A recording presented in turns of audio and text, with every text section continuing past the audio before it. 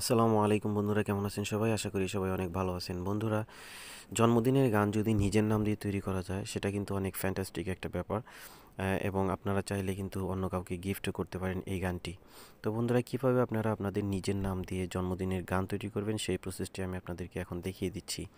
বন্ধুরা, প্রথমে আপনারা আপনাদের মোবাইল ফোন থেকে চলে যাবেন ক্রোম ব্রাউজারে যাওয়ার পর সার্চ বারে গিয়ে আপনারা টাইপ করবেন one happy birthday happy birthday song.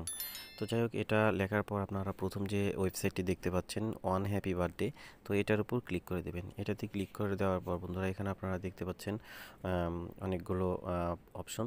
তো এখান থেকে আপনারা আপনাদের নাম এই উপরে দেখতে পাচ্ছেন যে সার্চের যে অপশনটি, এখানে আপনাদের নামটি টাইপ করবেন। তো এখানে আমি আমার নামটি টাইপ করে দিচ্ছি।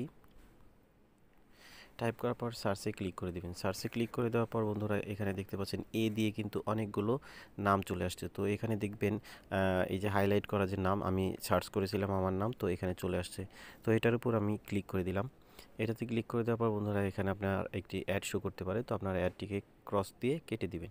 কেটে দেওয়ার পর বন্ধুরা, এখানে দেখতে পাচ্ছেন আমার গানটি কিন্তু অলরেডি তৈরি হয়ে গেছে।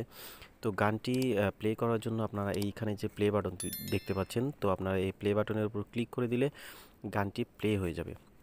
তো আমি গানটি প্লে করে দেখাচ্ছি।